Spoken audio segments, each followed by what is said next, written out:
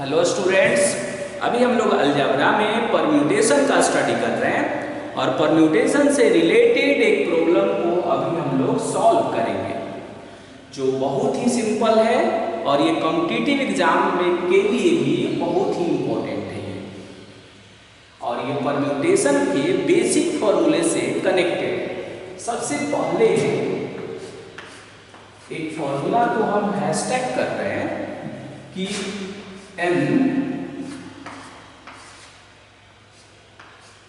NPR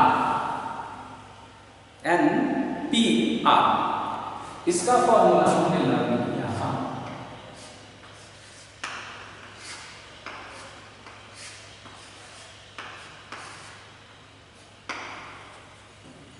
अपर में factorial upon अपर minus lower में factorial.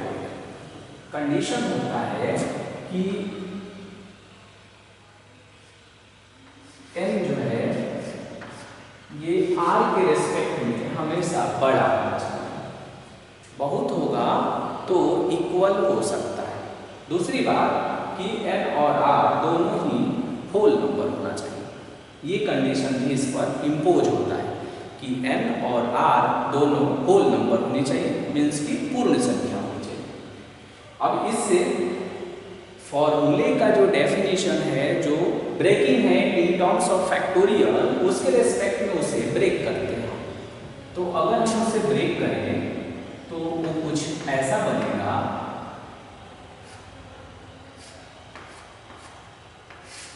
अपर में फैक्टोरियल, फिर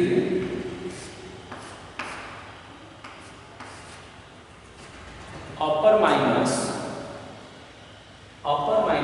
लोअर कर देंगे और उसमें फैक्टोरियल, और यहां है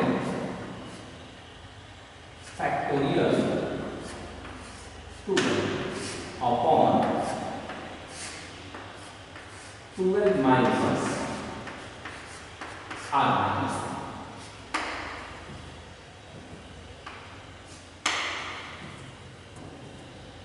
ओके, अब देखिए कि ये फैक्टोरियल में 11 है और ये फैक्टोरियल में 12 है, दोनों ही न्यूमरेटर में। तो कंपेयर हमेशा न्यूमरेटर का न्यूमरेटर से करना चाहिए। ऐसी सिचुएशन, ये 11 है और ये 12 है, दोनों में लार्जर कौन है? फैक्टोरियल 2 है। तो जो लार्जर होगा फैक्टोरियल में उसे हम आउटसाइड करते हैं। जैसे ये है फैक्टोरियल 11 और इधर चल रहा है 12 को हम आउटसाइड करेंगे तो ये बनेगा फैक्टोरियल 11। इससे क्या होगा कि फैक्टोरियल 11 को हम कैंसिल कर पाएंगे। तो हमेशा जब भी हमें कैंसिल करना होता है तो फैक्टोरियल के इनसाइड वाला जो है उसे तब तक बाहर करेंगे जब तक स्मॉलर वाला आ नहीं जाता है। ओके, अब यहां है 11 माइनस r फैक्टोरियल, तो हमने लिख दिया 11 माइनस r। इसे सिंप्लीफाई करेंगे तो ये आएगा 13 माइनस r फैक्टोरियल। फैक्टोरियल 11 से फैक्टोरियल 11 कैंसिल हो जाएगा।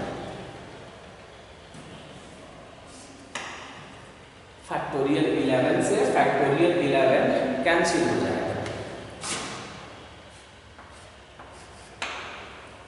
अब ये 11 माइनस r है और ये फैक्टोरियल में 13 माइनस r, दोनों में लार्जर कौन है?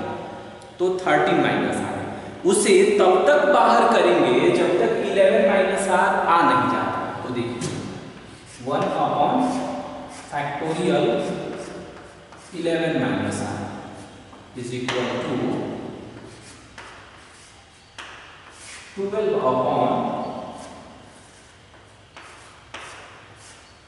13 माइनस r।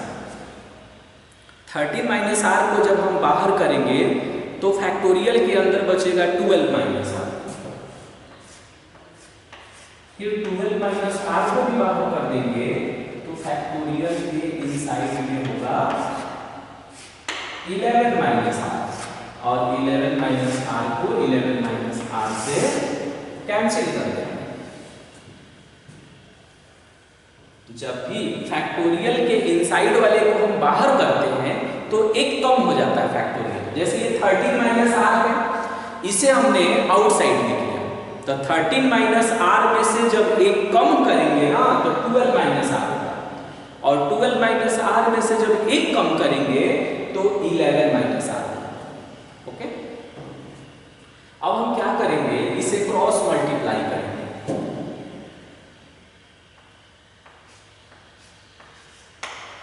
तो क्रॉस मल्टीप्लाई जब करेंगे तो ये आएगा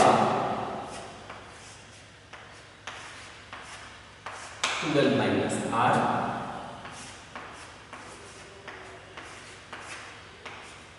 13 माइनस आर और इज इक्वल टू 2। इसे हम मल्टीप्लाई करेंगे तो ये होगा 156 माइनस में 12 आर माइनस में 13 आर और प्लस में r square is equal to 2। इसे सिंप्लीफाई करते हैं तो आर स्क्वायर माइनस 25 आर और ये 156 है। 156 में से 12 को माइनस कर देंगे तो ये हो जाएगा 144 और 144 जीरो के इक्वल। अब ये क्वाड्रेटिक इक्वेशन हो जाएगा आर, द्विघात समीकरण। अब इसके मिडिल टर्म को स्प्लिट करते हैं, 16r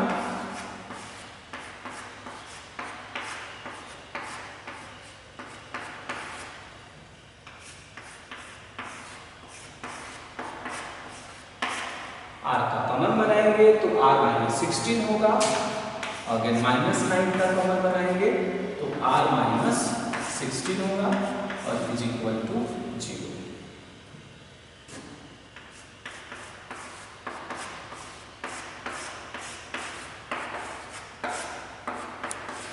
जीरो प्रोडक्ट रूल से बारी बारी से जीरो की इक्वल करेंगे तो r minus 16 is equal to 0, then r is equal to 16 और r minus 9 is equal to 0, then r is equal to 9। यानी r का वैल्यू एक आया है 9 और एक आया है 16। अब जब हम r की वैल्यू जब हम लिखते हैं यहाँ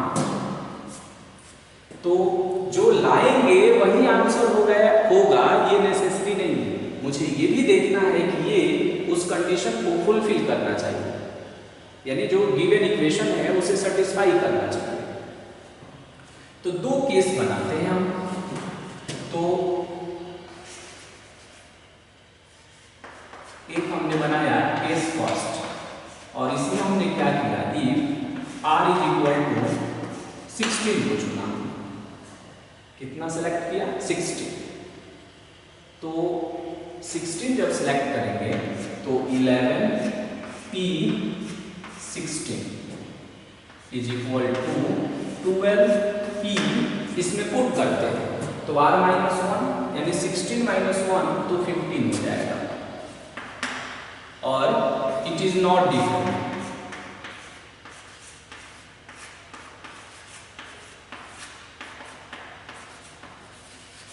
ये डिफाइन नहीं, अनडिफाइंड है।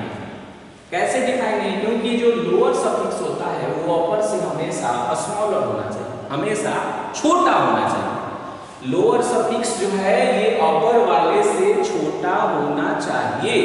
बहुत होगा तो दोनों इक्वल हो जाएगा, लेकिन ये जो है इसकी तुलना में लार्जर हो गया, ये भी इसकी तुलना में लार्जर हो गया, इसलिए ये डिफाइन नहीं हुआ। तो r जो है ये आंसर नहीं बनेगा। r इज इक्वल टू 16 को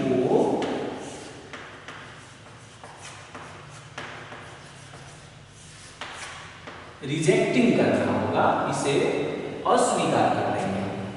अब हम केस सेकंड में मूव करेंगे।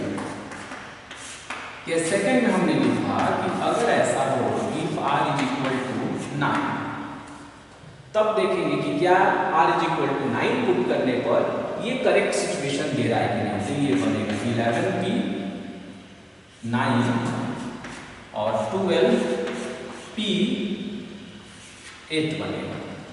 और ये सही है कि लोअर सफिक्स जो है अपर वाले से स्मॉल है।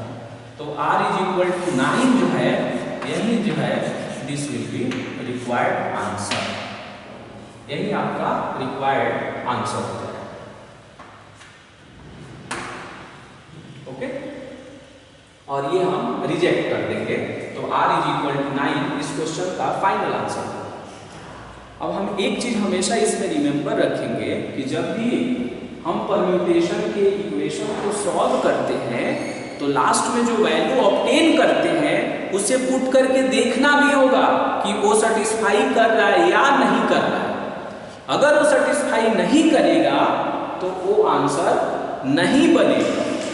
तो हमेशा जब भी हम ऐसे इक्वेशन को सॉल्व करके r या n की वैल्यू फाइंड करेंगे तो उसके मेन इक्वेशन में पुट करके हमेशा हम देखेंगे कि वो सेटिस्फाई है या नहीं।